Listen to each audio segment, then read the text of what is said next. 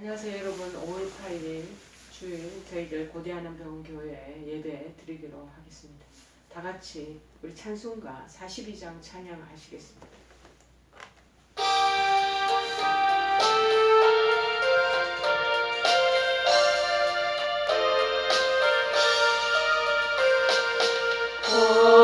거룩한 주님께 예배를 드리세 무릎 꿇고서 영광 돌려 금 같은 순종과 향기로운 겸손을 주님께 바쳐서 경배하세 주 앞에 삼가서 겸손히 행하면 주 너를 언제나 돌보시리 말씀의 위로와 기도의 응답을 내 갈 길 바르게 인도하리 주 앞에 설 때에 두려워 말아라 가난한 우리를 도우시리 후배로운 진리와 온유한 사랑을 주님께 다 바칠 귀한 예물 떨면서 바치는 이 작은 예물도 주님은 귀하게 받으시리 어두운 밤 지나고 새 아침 맞으니 믿음과 소망을 늘 주시리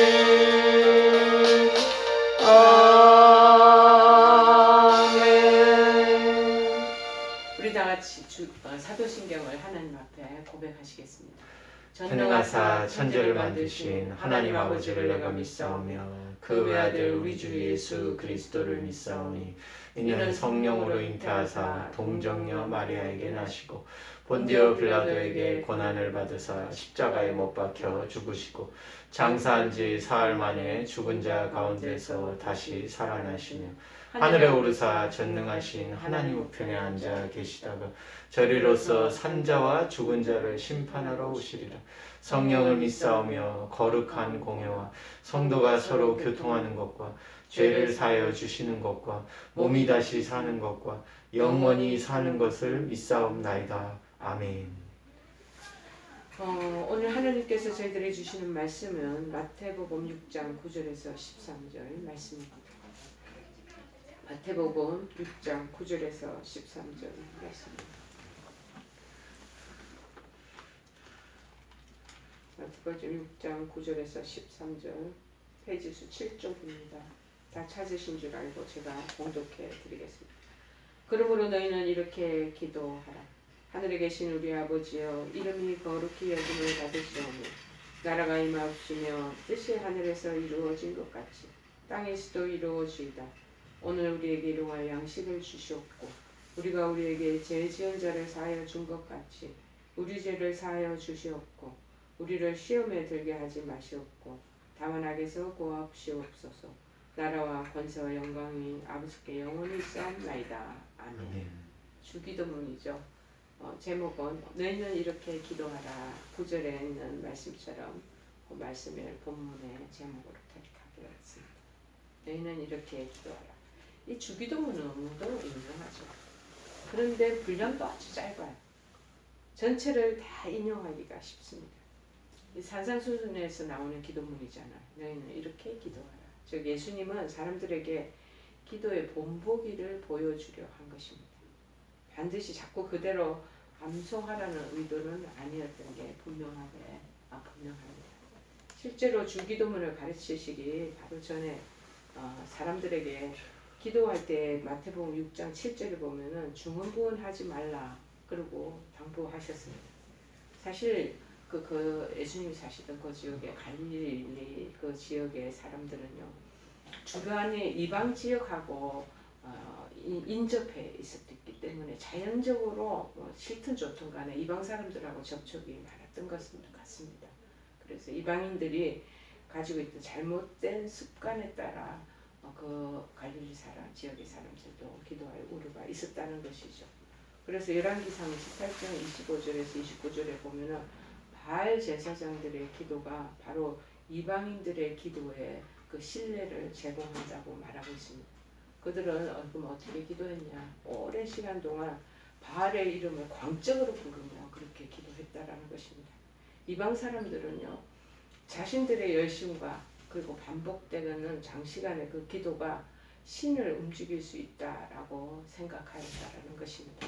그러나 예수님께서는 말을 많이 하여야 들으실 줄 생각하는 이방인들과 같이 중언부언 똑같은 말 되풀이하고 또 다른 말 하고 이렇게 하지 말라고 말씀하시는 거죠.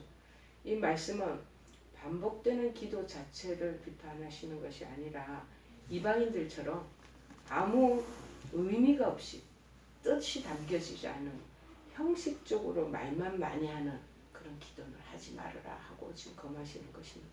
즉 허식이 없이 한마디라도 진심에서 우러나오는 그 말, 그러한 정말 간구 하나님께 드려야 한다는 것을 교훈하는 것이죠. 실제로 성경에서 보면 하나님께 응답받은 기도들은 다 마음을 다한 그런 진실한 기도, 그 기도들은 응답을 받았다는 것입니다.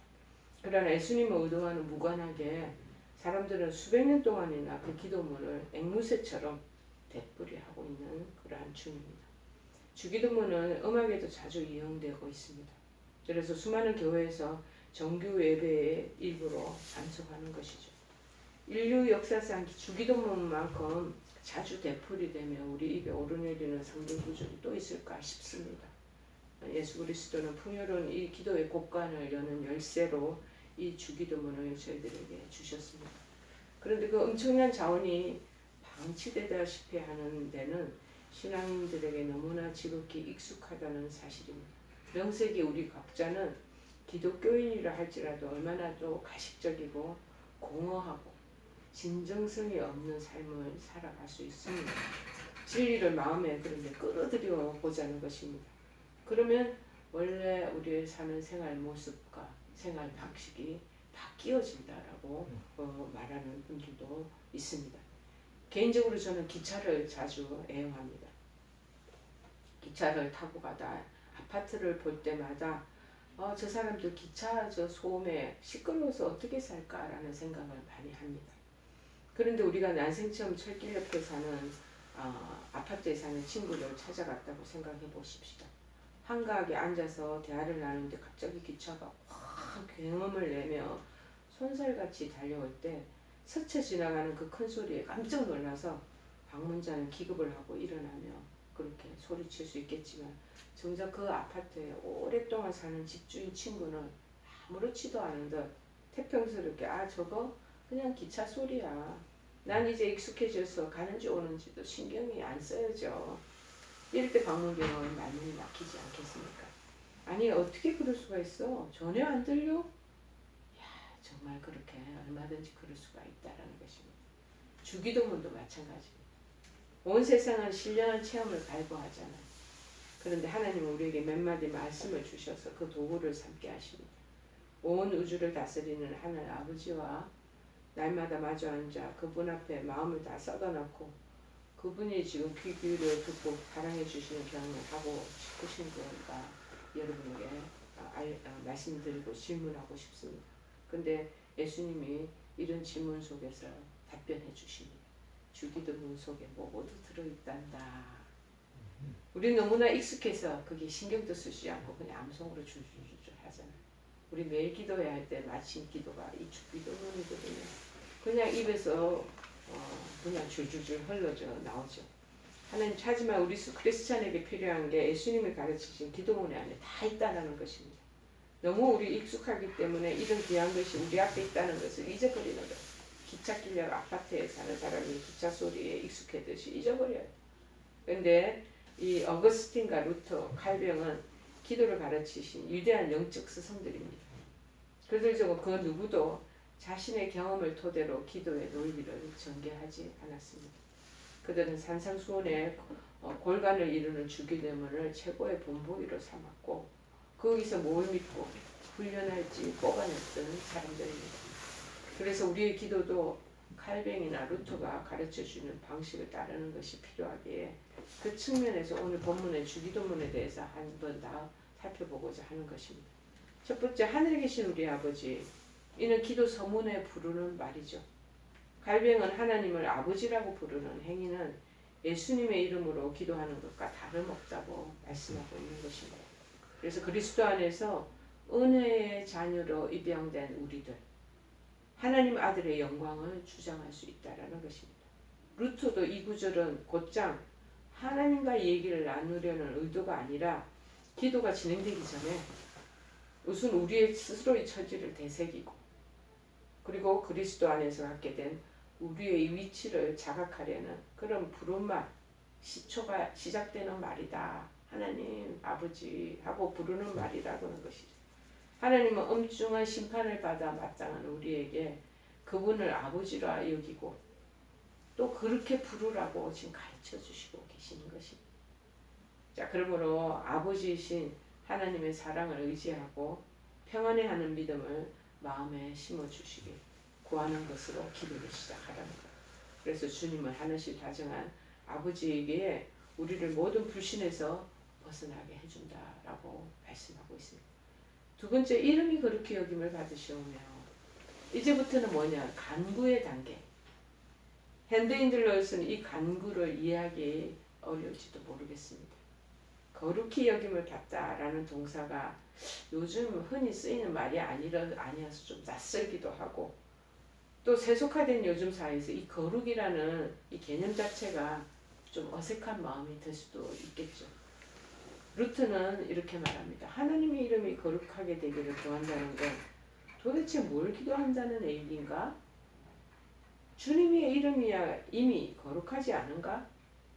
루트는 곧바로 그분의 이름이 거룩하다는 데는 재론의 여지가 없지만 그분의 이름을 사용하는 우리의 마음가짐이 항상 거룩한 건 아니라는 것을 답을 달았다는 것입니다.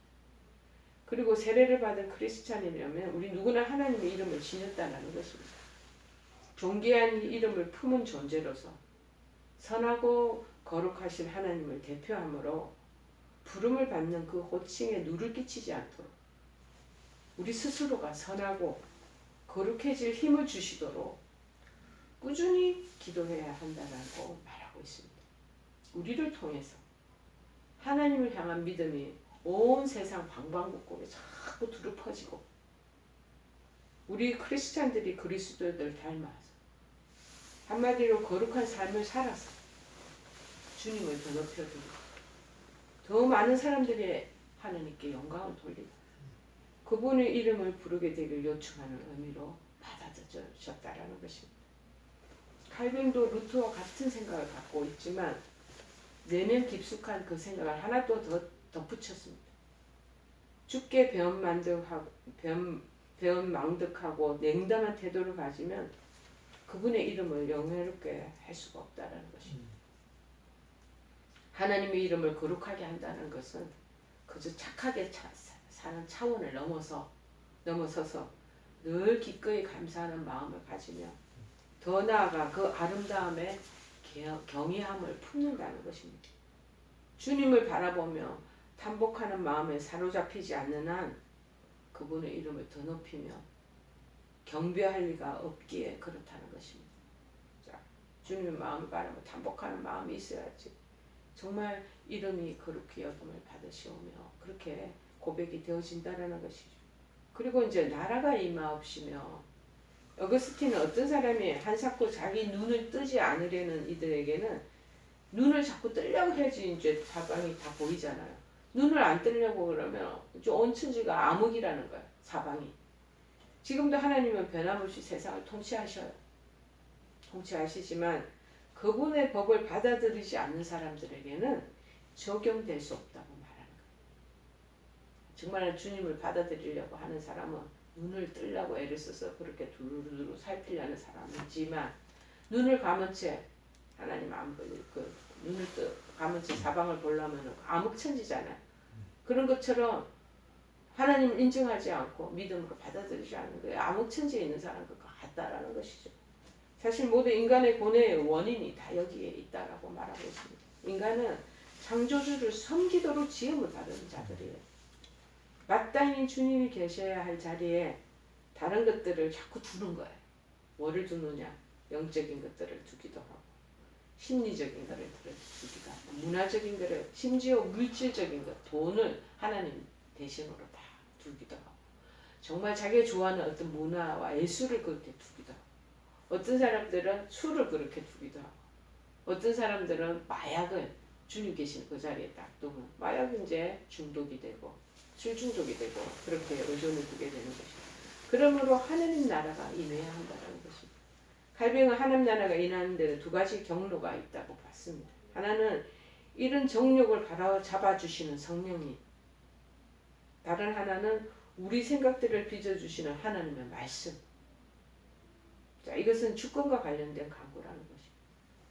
왕이신 하나님이 감정과 욕구와 사상과 헌신을 비롯한 우리 삶의 모든 영역에 왕권을 펼쳐주시길 구하는 것입니다. 하나님 나라가 내 안에, 내 사고방식에, 내 모든 사상에, 생각에, 이념에 다 들어오셔서 통치하시고 주장하시기를 원한다. 얼마 전에, 일주일 전에 저희들이 해부학 교실에 학생들을 데리고 들어간 적이 있습니다.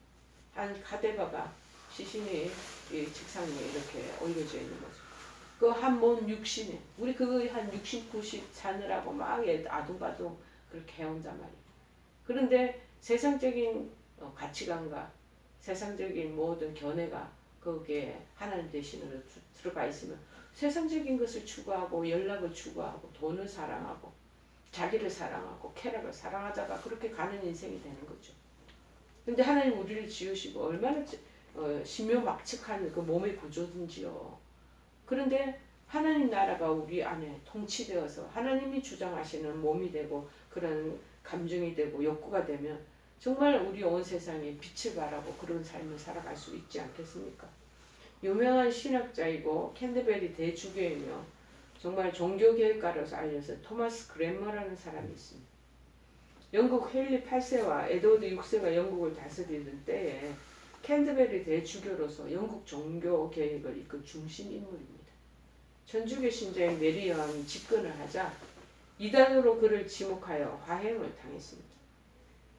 저행장에서 큰 소리로 이 크랜머가 드린 그의 마지막 기도에 이 내용이 뭐라고 그랬냐면 주님이 약속하신 것을 얻게 하시고 주님이 명령하신 것들을 사랑하게 하소서.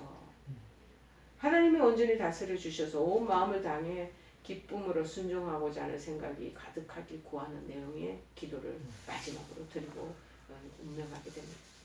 루트는 여기에 또 하나 덧붙입니다.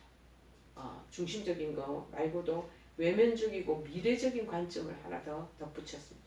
이 세상에서는 하나님 통치가 부분적으로 드러날 뿐이다. 그런데 장차 다가올 하나님 나라에서는 우리가 지금은 상상조차 할 수 없을 만큼 완전하게 실현될 날이 온다라는 것입니다. 그래서 온갖 고통과 상처와 가난과 죽음은 다 사라진다는 것. 그러므로 나라가 임하옵시며 라는 이 기도는 정의와 평화가 흘러넘치는 미래의 삶을 갈망하는 간구라는 거예요. 그래서 앞으로 나타날 하나님 나라는 주님이 우리 가운데에서 시작하신 나라의 완결 그리고 그 완성을 구하는 것이므로 그렇게 기도해야 한다. 무궁무진한 그 깊은 뜻과 의미가 다 담겨져 있더라고요. 저도 말씀을 이거 보면서 얼마나 큰 은혜가 임하는지. 여러분, 뜻이 이루어지다. 이 루트는 세 번째 강구의 의미를 더없이 생생하고 솔직하게 설명합니다. 그 구절을 이렇게 풀이하고 있습니다. 우리에게 은혜를 부어주셔서 온갖 질병과 가난과 수치와 고통과 역경을 기꺼이 견디며 그것이 사라지게 하며 이것이 아니라 기꺼이 견디며 주님의 거룩한 뜻이 그 가운데서 우리의 뜻을 십자가에 못 박고 있음을 알게 해주소서. 그렇게 우리는 어쩌면 이렇게 담대하게 말하기에 시즌은 신앙적으로 내 자신이 너무 벅찰 수도 있습니다. 자, 그렇지만 하나님이 우리 아버지이심을 가슴 깊이 확신한다면 감히 뜻이 이루어지다 라고 기도할 수 있다라는 것입니다. 나를 보면 모양이 한없이 초라하지만 하나님이 우리가 아버지시잖아. 아버지시라면 감히 우리가 내 뜻이 이루어지다 라고 고백할 수 있다는 것이죠. 어린아이들을 우리 봅시다. 아기 키우는 집이 있다면 어린아이들에게 아버지는 속을 알 수 없는 그런 존재처럼 보이는 것입니다.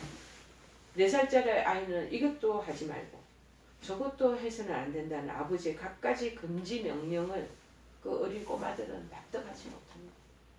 그저 믿고 따를 뿐이에요. 아버지가 하지 말라 그러면 하면 안 되는가 보다. 그 다음에 저거 만지지 말라 그러면 만지면 안 되는 것보다 하고 그저 믿고 따를 뿐이에요. 하나님을 아버지로 신뢰하고 의지할 때만 인내하고 감사하며 어려움을 견딜 은혜를 구할 수가 있다는 것입니다.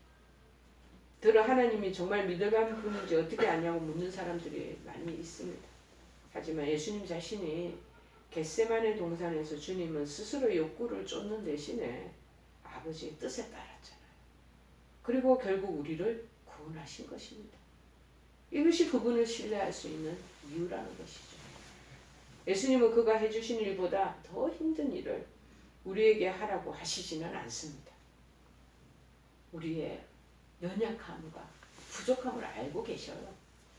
아무리 힘들고 우리가 이해하기 어려운 사랑행위라도 그걸 억지로 떠맡기면서 그렇게 힘든 일을 하라고 요구하시지 않는다는 거예요. 루트는 우리에게 이런 믿음이 있으면 만약 주님께 자신을 드리는 법을 배우고 나면 비로소 인신공격과 중상모략과 뒤에서 몰래하는 험담과 다른 이들에게 퍼붓는 저주 따위를 피할 수 있다라고 말하고 있는 것입니다. 우리 스스로가 마음 깊은 곳에서부터 정말 우러나서 뜻이 이루어지더라고 고백하지 못한다면 한 줌의 평화조차 우리는 느낄 수 없다라고 말하는 것입니다. 인간의 속성은 이 뭐냐면 지배를 해요. 그리고 환경을 조작해. 스스로 옳다고 믿는 방식으로 일을 몰아가고 싶은 마음을 주체할 수 없는 속성을 가지고 있는 우리들입니다.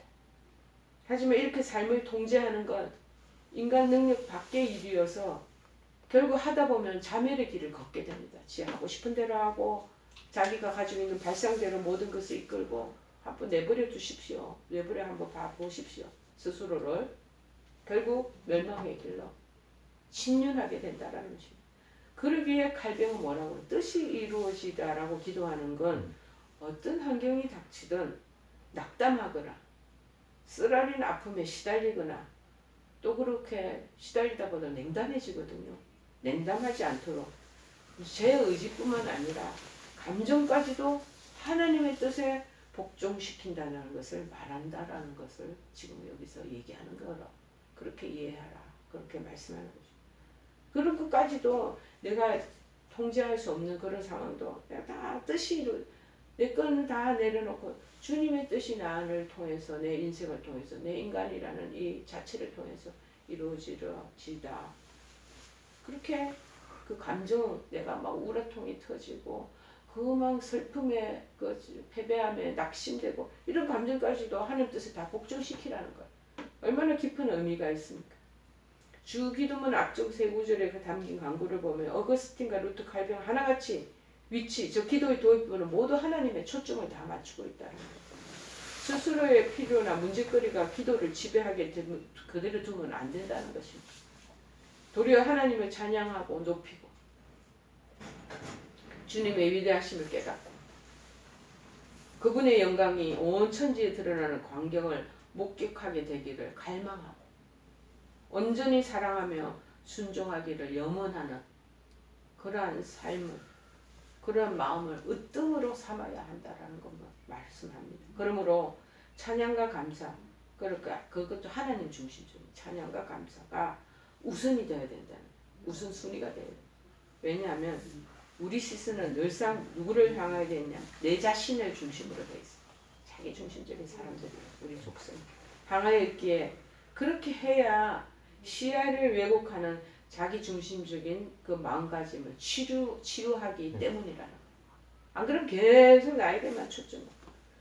오늘 아침에 우리 며칠 전에 우리 목사님하고 디모데후서 3장 그 초반부에 말씀을 묵상했어요.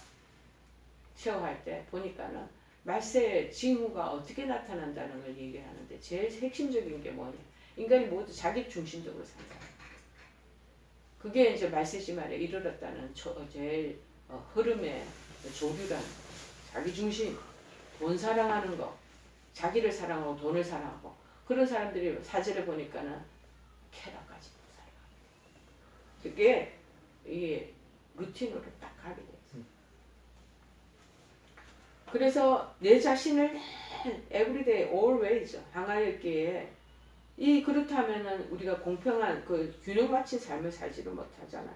그래서 찬양과 감사가 우선 하나님 중심적으로 그렇게 해야지만은 우리 시야를 왜곡시키고 그렇게 하는 자기 중심적인 마음가짐을 이렇게 똑바로 균형을 맞춰주고 치유가 일어나도록 해줄 수 있다라는 거예요. 이렇게 기도는 절반을 넘기면 시각도 하나님의 위대하심을 바라보는 쪽으로 바로잡히고 명쾌해진다라는 거죠. 이제 우리가 세상의 필요를 향해 흐름을 바꿔도 된다라는 거예요. 먼저 초반부에 이걸 잡아라. 저도 많이 배웁니다. 저도 마찬가지로 이 말씀을 통해서 이렇게 이런 오묘하고 놀라운 깊이 있는 이 뜻이 담겨져 있구나라는 마음을 갖게 되죠. 그래서 오늘 우리에게 일용할 양식을 주시옵소서. 여기는 일용할 양식은 사치품이겠습니까? 아니에요. 생필품. 우리가 먹고 마시는 꼭 필요한 것. 이게 상징하는 표현이죠. 예수님은 초반에 하나님을 참다운 양식이요, 재산이요, 행복으로 인정하는 것을 세 가지 강구를 드렸습니다. 어거스틴은 온전한 기도라 너무 가난해서 하나님 이름을 욕되게 하지도 말고 너무 부유하면 주님을 잊어버린다는 거예요. 그렇게 잊어버리지도 않게 오직 필요한 양식 꼭 우리에게 너무 배고프지도 않고 너무 넘쳐서 호탐스러운 그런 마음도 아닌 필요한 양식을 나를 먹이시옵소서라는 잠언 30장 8절처럼 되어야 한다고 주장하고 있습니다. 그래서 칼병은 일용할 양식에 대해서 언급하면서 하나님의 영광을 떠나는 게 아니라 오직 하나님의 영광을 위한 방편이 되는 것들을 구하라고 강조합니다. 하나님의 영광을 위하여 필요한 것들을 구하라는 거죠. 어거스틴과 같은 입장이 여기에 설명되어 있습니다. 크리스천들은요 긍정적인 응답을 기대하며 필요를 듣고 하나님 앞에 나옵니다. 나오지만 먼저 주님 한 분으로 만족하며 그분만을 신뢰하는 마음가짐이 전제되어야 한다는 것을 말하고 있습니다. 루트는 이 기도에 사회적인 차원을 또 한 가지 더 덧붙였습니다. 누구나 빠짐없이 이러한 양식을 얻으려면 경제가 활성화되어야 하고 취업률이 높아져야 하고 정의로운 사회가 구현되어야 한다고 보았다는 것입니다. 그러므로 우리 이 땅에 사는 모든 사람들에게 일용할 양식을 주시옵고는 사업가, 거래, 노동시장에서 가난한 이들을 짓밟고 하루하루 끼니거리를 빼앗아가는 악의적인 그런 착취에 대적하는 그런 기도, 그 기도를 드리는 것이죠. 그래서 루트는 일용할 양식을 위한 기도가 번영과 공정한 사회 질서를 갈구하는 강구였던 것이다. 말씀하고 있습니다. 그래서 오늘 우리에게 일용할 양식 주시옵고 여섯 번째는 우리에게 죄지은 자를 사하여 준 것 같죠. 이 다섯 번째 강구는 하나님과의 관계 그리고 다른 사람과의 관계를 모두 아우릅니다. 오랜 세월에 걸쳐 개인적으로 죄와 용서의 문제를 두고 치열한 씨름을 벌일 이 루터는 날마다 기도하며 하나님 용서를 구하라고 목소리를 높입니다. 스스로를 어렵다고 여기고 남들을 멸시하는 자가 있으면 이 강구와 마주서서 자신을 살피게 하라는 거예요. 네 자신을 보라. 자신이 남보다 나을 게 뭐가 있냐는 거예요. 누구라도 하나님 임재 앞에서는 안에서는 머리를 조아릴 수밖에 없잖아. 부끄러운 내 모습이 여전히 보여진다는 것이. 다른 사람하고 비교하면 종이 한 장씩 종이 한 장. 별 차이 없어. 너나 나나. 겸손이라는 높이가 낮은 문을 지나서 용서의 깊은 가운데로 들어가야 함을 깨달을 것입니다. 어떤 사람이 저렇게 잘못을 저지른 그런 범죄자로 있다 할지라도 우리에게도 우리는 지금 윤리적이고 교육받은 것 토대로 도덕적인 그 기준이 있기 때문에 억제하고 그 부분에 대한 컨트롤을 하잖아요. 근데 그런 부분에 대한 교육을 못 받고 그 부분이 단련이 안 된 사람은 보고 싶은 대로 집에서 먹게 되고 남의 여자도 저 여자가 내 여자다 싶어서 그 부분의 윤리적인 그거를 넘어서서 그냥 혹탐이 일어나면 다른 남의 여자들 취하게 되고 결혼 생활이야 이러든지 말든지 그렇게 돼버린다는 거죠. 그 마음이 그거 아니겠어요? 그 범주를 넘게 된다는 거예요. 아울러 루트는 이 강구를 자신의 교만에 대한 도전일 뿐만 아니라 자신의 영적인 실상에 대한 검증으로 규정을 했습니다. 회개나 고백도 하는 것이 가찮게 여겨진다면 마음이 하나님 앞에 바로 서 있지 않다라는 거예요. 복음에서 확신을 끌어내지 못하고 있다는 뜻이라는 거예요. 그래서 꼬박꼬박 죄를 뉘우치고 고백하는데도 삶 가운데 확신과 기쁨이 점점 커지지 않는다면 은혜로 구원받는다는 신앙의 본질을 제대로 이해하지 못한 까닭이라는 거예요. 예수님은 하나님과의 관계를 다른 이들과의 관계에 직결시켜서 판단하십니다. 이는 두 방향으로 작용을 하는데요.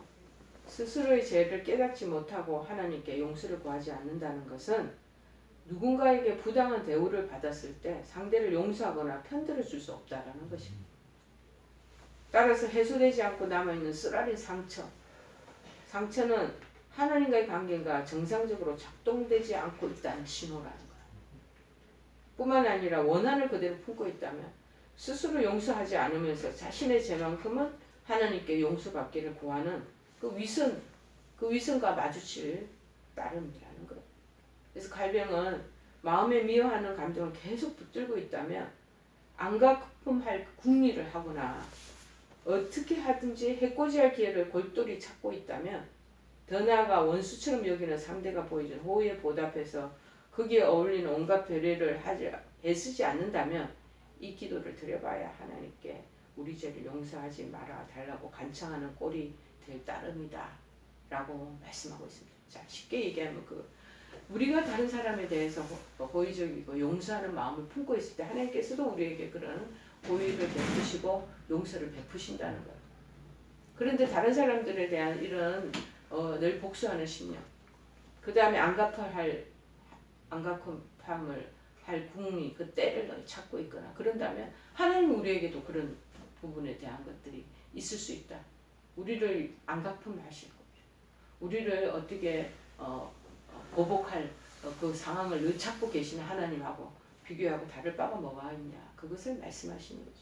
그래서 하나님과의 관계의 용서와 이 사람과의 우리 관계의 용서 이게 다 연결되어 있다라고 얘기하는 것입니다.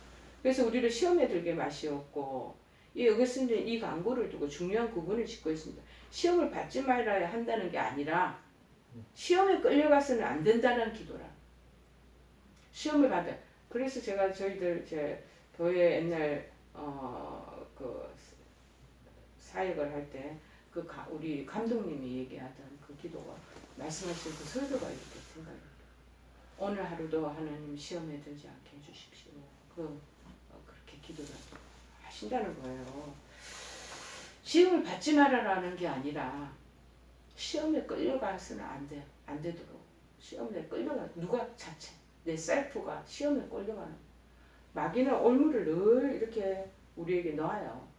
저 산속에 동물 잡기 위해서 늘 그런 어떤 올가미들을 늘 놓잖아요. 놓는데 그 올가미 놓는 것들이 늘 있단 말이에요. 근데 아차 잘못하면은 내 마음이 셀프가 그런 부분에 그 먹이거리가 그 앞에 떨어지고 가고자 하는 마음이 끌려가는 마음이 생긴다.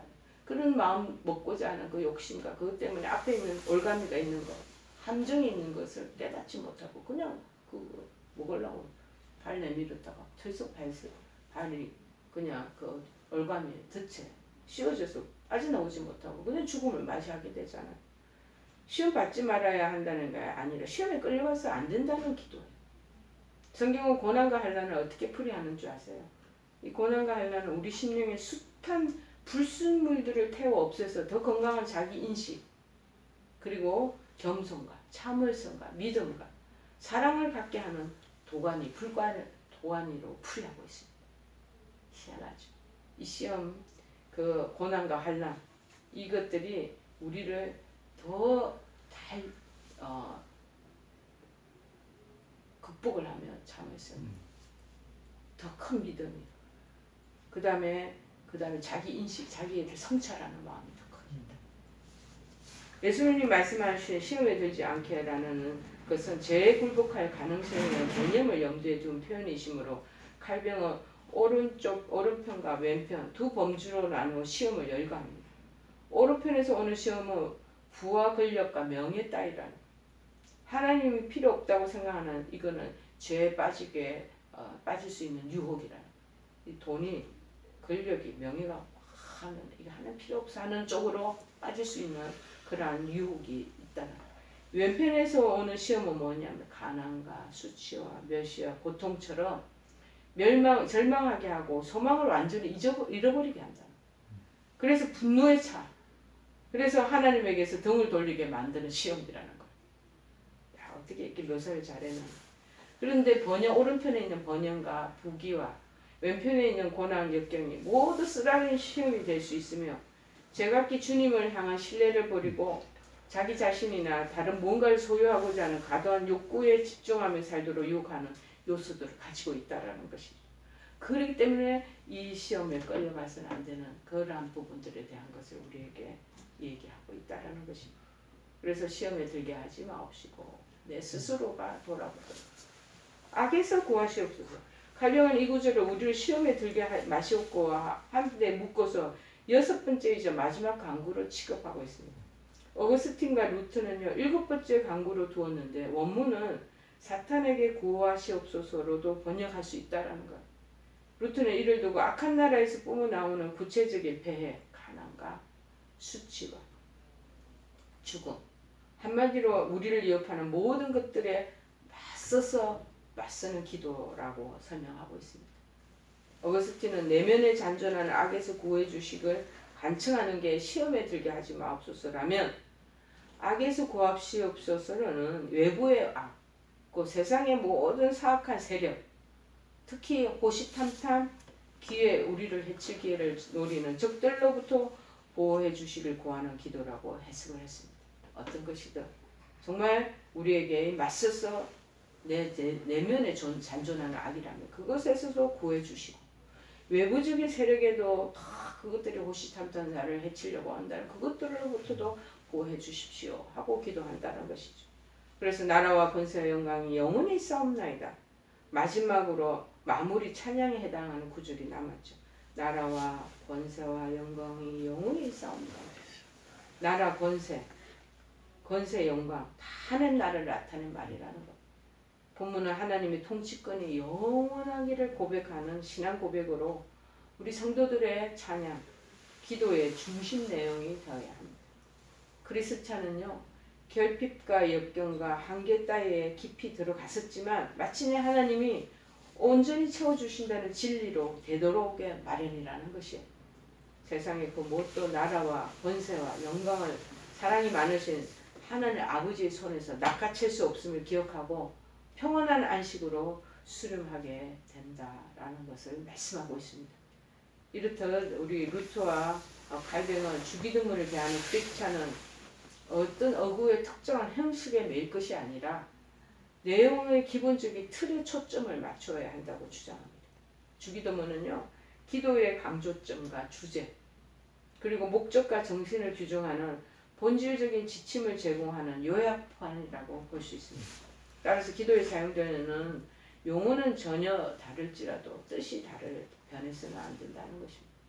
어떠한 기도를 드리든 끝없이 갈고 다듬어 그 안에 주기도의 정신이 자꾸 새겨 넣을 수 있도록, 장로님들 대표 기도할 때도 마찬가지. 이 주기도면의 정신이 당신이 가지고 있는 그 기도의 내용에 들어갈 수 있도록 계속 새겨 넣어야 됩니다. 자유롭게 간구하는 기도로 가기 전에 루트가 했던 것처럼 하루에 2번씩 기도문을, 주기도문을 자기식으로 바꿔서 기도하는 연습은 더없이 우리에게 유용한 도구가, 기도의 도구가 될 수 있다는 것입니다. 주님이 이 기도문을 복수형으로 주셨다는 점도 우리 잊지 말아야 합니다. 그리스도인데 우리의 필요, 나의 필요라고 그러죠. 우리의 필요를 채워주시도록 기도해야 한다. 다 혼자 이기적인 성향이죠. 될 수 있는 대로 공개적이어서 같은 믿음을 고백하는 많은 이들의 교제가 깊어지게 해야 한다는 것입니다. 그러므로 기도는 오롯이 개인적으로 제가 기도를 하겠지만 함께 모여 예배든 비공식적인 자리든 힘 닿는 데까지 다른 사람들과 더불어 기도하는 게 바람직하다는 거예요. 그래서 우리 주기도문으로 하십시다 하고 마치잖아요. 어째서 그렇게 그것을 강조합니까? 하나님이 시작하신 대화를 이어가는 데 기도의 본질이 있다. 하나님을 더 잘 아는 게 그 목적이라면 공동체 안에서 여럿이 어울려 간구하는 형태가 가장 효과적일 수밖에 없다라는 것입니다. 특히 우리 유명한 영성가 C.S. 루이스는 개인을 알기 위해서는 다수가 모여 이룬 공동체를 통하는 게 필요하다. 스스로의 교회 관계를, 우리가 친구 관계를 되짚어 보면 한 친구가 가진 인성의 일부 면모는 다른 친구와의 상호작용을 통해서만 드러나더라는 것입니다. 저희들 우리 목회 임상 교육 CP를 하고 있는데 우리 4명의 그 피어 그룹들이 있습니다. 내가 내 인성을 어떻게 하냐? 저 사람의 피드백을 통해서, 그 사람의 여러 가지 얘기와 질문을 통해서, 내 답변을 통해서 드러나게 돼 있다는 거예요. C.S. 루이스도 이 상호작용을 통해서 드러나더라는 거예요. 혼자 있으면 안 드러나게 됐습니다. 두 번째 친구가 나타나지 않으면, 그렇지 않았더라면 잘 알 수 있었을 첫 번째 친구의 일면을 놓쳐버리게 된다는 거예요. 혼자 힘으로 한 인간을 총체적으로 확인할 수 있을 만큼 나는 대단한 존재가 아니라는 것입니다. 그의 전모를 드러내려면 나 외에 또 다른 친구들의 그 빛들이 필요하다는 것입니다. 평범한 한 인간을 알아가는데도 공동체가 필요하다면 수많은 이웃들은 물론 예수님을 알아가는 데는 더 말해서 무엇하겠습니까? 동료들과 더불어 기도하면 예전에 알지 못했던 예수님의 다양한 풍모를 보고 들을 수 있습니다. 저도 2주에 한 번씩 교수님들, 간호사 선생님들이 저희 원목실에 모여서 저희들 중보기도 팀이 모여요.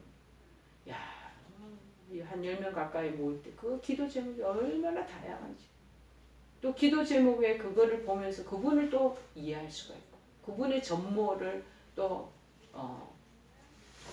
깨달을 수도 있고 참 묘하더라고요. 나 혼자 오롯이 있을 때 하고 또 틀려. 여러분, 루이스는 이사야 6장에서 천사들이 서로 거룩하시다 거룩하시다 거룩하시다라고 외쳤던 까닭이 거기에 있다고 보고 있습니다.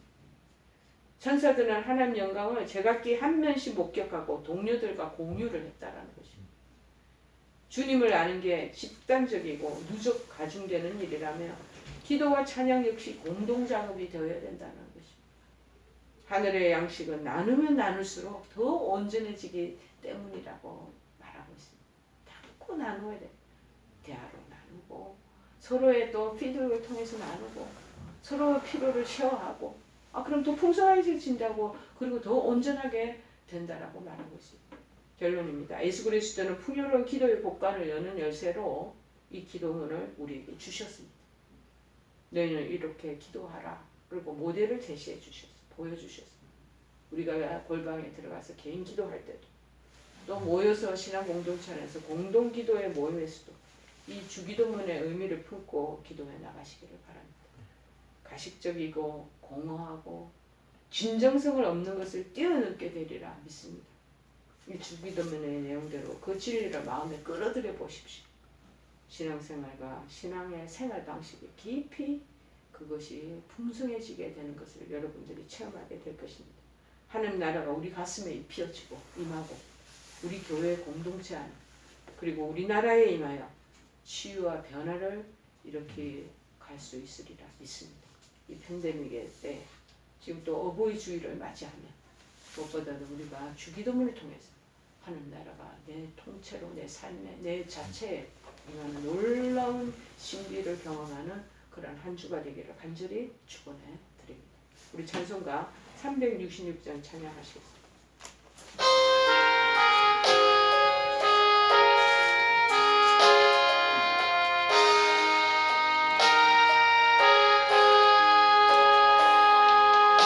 어두운 내 눈 밝히사 진리를 보게 하소서. 진리의 열쇠 내게 주사 참빛을 찾게 하소서. 깊으신 뜻을 알고자 엎드려 기다리오니 내 눈을 뜨게 하소서. 성령이여 막혀진 내 귀 여시사 주님의 귀한 음성을 이기로 밝히 들을 때에 내 기쁨 한량 없겠네.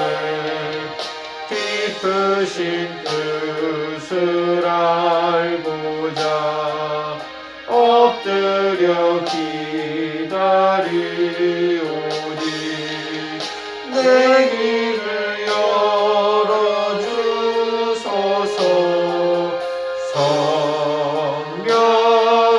성령이여 봉해진 내 입 여시사 복음을 널리 전하고 차가운 내 맘 녹여주사 사랑을 하게 하소서. 깊으신 뜻을 알고자 엎드려 기다리오니 내 입을 열어주소서.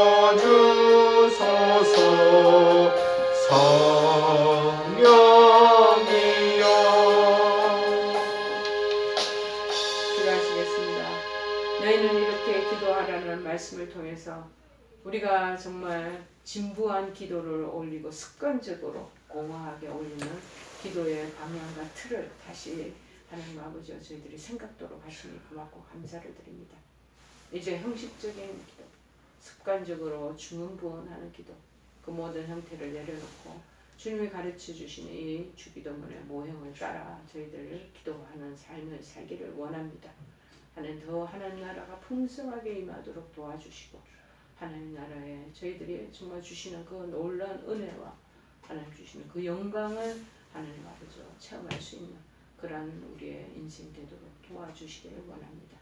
지금은 우리 주 예수 그리스도의 크신 은혜와 하나님 아버지의 지극하신 사랑하심 성령님의 교통 역사 충만하시는 은총 이제는 경건의 털을 벗어버리고 경건의 하나님 아버지의 그 속내막을 질을 더 두텁게 하고 더 윤기 있게 하고 풍성케 하고 온전하게 하기로 마음에 결심하고 다짐하며 돌아가는 사랑하는 우리 모든 한우와 그 가족들 머리머리 위에 이 설교를 시청하는 사랑하는 모든 권속들 위에 그리고 그들의 내면적인 경건생활 위에 풍성히 하나님께서 임하시고 우리도 또한 그 길을 걸어가겠다고 다짐하는 그런 우리 모든 권속들 위에 지금부터 영원토록 함께 하옵시기를 간절히 축원하옵나이다. 아멘.